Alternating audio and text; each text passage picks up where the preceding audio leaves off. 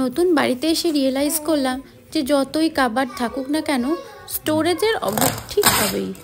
তাই টেম্পোরারি আমাদেরকে একটা স্টোরেজের ব্যবস্থা করতে হতো।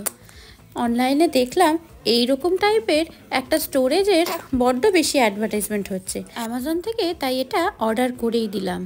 প্রথমে ভেবেছিলাম এটাকে সেট করা খুব বেশি কঠিন হবে না, কিন্তু যখন হাতের কাছে পেলাম তখন দেখলাম ও বাবা, অতটাও ইজি না।